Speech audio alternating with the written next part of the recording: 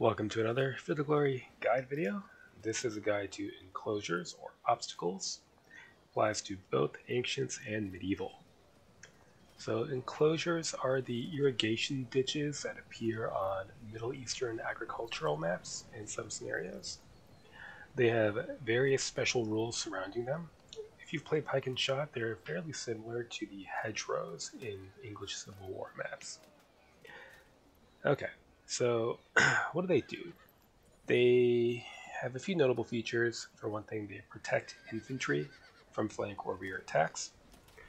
They provide a plus 25 POA bonus in certain circumstances, again, to infantry. They can sometimes provide a protection POA to bowmen or light infantry, or missile-armed troops that are part of a mixed unit. And they count as non-open terrain. In addition, they tend to reduce enemy swordsman POAs. So how does this work? What provides flank protection? What doesn't? Etc. We'll just jump right in. So here you have a unit of swordsmen facing away from this unit of Legio Comitatensis. So in this case, if we charge, it is not a flank attack. The game considers an attack to be kind of pushing into the enemy's space. The line that here they would be defending the line of the ditches. However, if the swordsmen attack the Comitatensis facing away here, it is a flank attack. So they are on the outside, the corner. They do not gain protection. Okay, what else? Well, here, this kind of a situation in a typical enclosure space. So here, there's no flank protection from a ditch because there isn't a ditch here.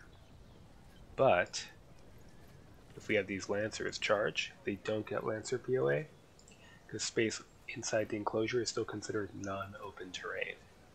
This affects various POAs, notably lancers, knightly lancers, pikemen.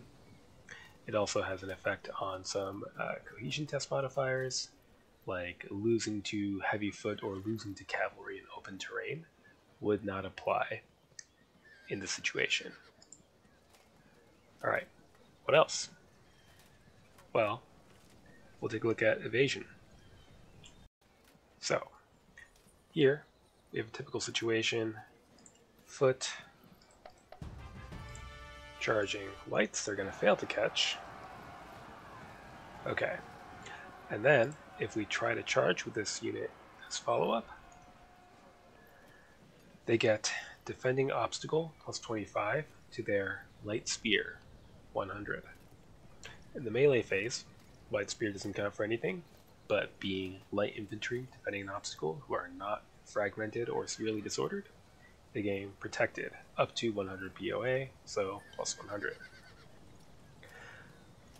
One thing to note, combat strength modifier. So that's based on unit sizes, so you might think that this cavalry unit would get no combat strength modifier. But cavalry and infantry are counted a little bit differently, so despite being the same number of men, the cavalry unit does get some combat strength modifier. What about here? So we have a cavalry unit.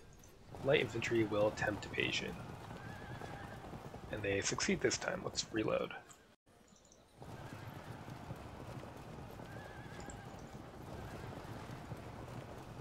Okay. So, it's a pretty rare occurrence, but it can happen. Keep in mind, enclosures do slow the movement of cavalry. Right? Instead of 4 AP, it's 6 for them to move through. But you might catch an infantry unit evading into the enclosure, and in this case, even though you would think this would normally protect from a flank, it didn't, because these men were not prepared and lining the ditch defending it. They were desperately scrambling over it as they tried to flee this cavalry. They were caught, they suffered the auto drop. Poor them. Alright, so we've covered the effects on flanking and evasion and cavalry movement. We can move into the meat of the POA interactions. So to reiterate, melee infantry defending an enclosure will get plus 25 POA. Swordsmen charging across an enclosure will have their POA halved. Cavalry units have their swordsman POA, I believe, negated entirely. Yep. In addition, bowmen or missile troops get protection up to 100 POA if they lack other impact or melee POAs. We'll get into those complexities. So, this is pretty standard stuff. Impact foot, 200 for mediocre Roman legionaries. Heavy spearmen and archers, their light spear 50%, but light spear is a impact capability, so they get the full 100 light spear. Note that the unit is points costed as if it was a 100% light spear. In melee, the legionaries have their swordsman POA halved by the obstacle, so that drops to plus 75 to the heavy spearmen as opposed to in the open where it's even. Ouch. Okay, next, lancers in the open against average light spear, 100 plus troop quality 50, as opposed to no lancers because it's non-open. So this kind of situation is one of the rare circumstances where you're better off using light spear cavalry to charge infantry because light spear is not dependent on open. Alright, what else? This is kind of interesting. So pikemen, right? Even impact foot versus pike 100, deep pike 100. However, deep pike impact only applies in open terrain. So this is an oddity where if you're defending the obstacle, you're actually better off not being pikemen, right? They don't get the deep pike. Now, if they hold firm, they'll just savage these legionaries, but ouch, that's quite harsh. What else? So here, charging the scudato and archers, defending obstacle plus 25, either way, right? But, so here, missile units and lights get protection against cavalry. So because defensive spearmen only provides 50 POA, the protection kicks in for the other 50% of the unit that are archers. So they get 50 POA for that. Very nice. Right, so plus 34 as opposed to the lancers being plus 16 in open terrain. Still terrible because of combat strength. As opposed to against regular archers, where they get defending obstacle, and that's it against infantry. It's not good enough to hold against dedicated melee foot.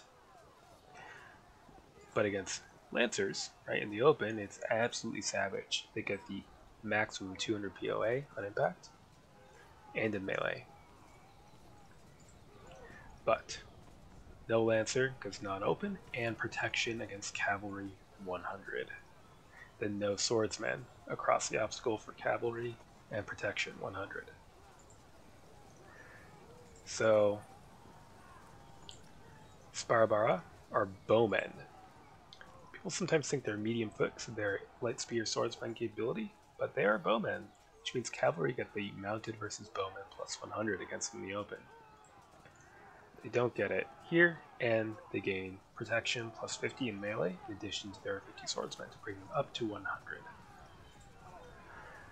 Same deal applies to light foot as with bowmen. So, light spear is a bit different. They have light spear impact already. So they get light spear 100 and the defending obstacle for 125. In melee, they get protection. We'll look at some medieval POAs as well. Okay, same rules apply. So billmen and longbowmen are heavy weapon. So defending obstacle, and nothing special because they are, although they are half bowmen, they are also 50% swordsmen. So same thing here. Again, the knightly lancer is cancelled, but no protection. What about, let's see, Havisiers and crossbowmen? So on contact, they get defending obstacle, and then in the melee, they get the 33 swordsmen because they are 33% swordsmen. If we charge them with steady spearmen, their swordsmen will be halved down to 16.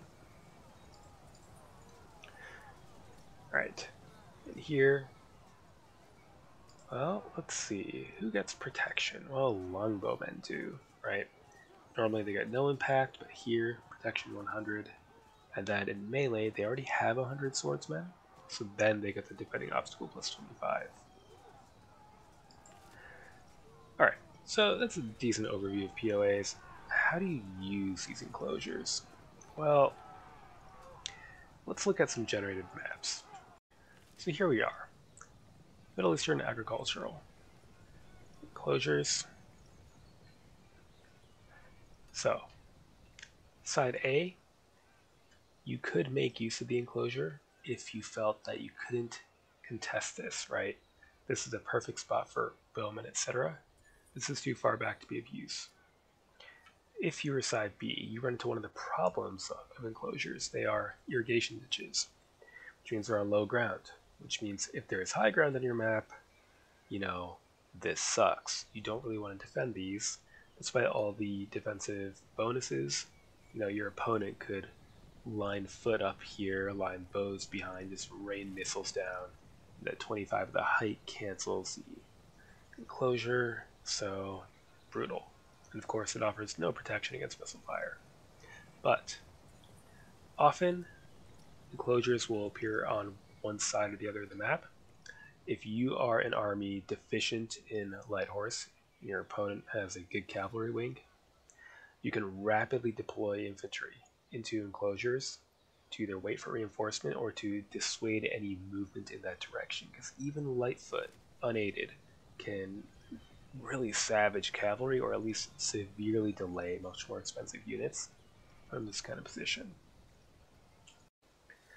So yeah, that's a brief overview on enclosures. So their protection of infantry from flanking, how that protection works, their POA bonuses, and the fact that one should not bring cavalry near enclosures. I'm gonna continue making more guide videos. I'm not sure what's next. I said before that light infantry was next, but then I realized that I would need to cover at least enclosures and evasion before I could start covering things like light infantry or bowmen. So let me know if you have any specific subjects you want covered. Otherwise, I will go at my own pace. Till next time.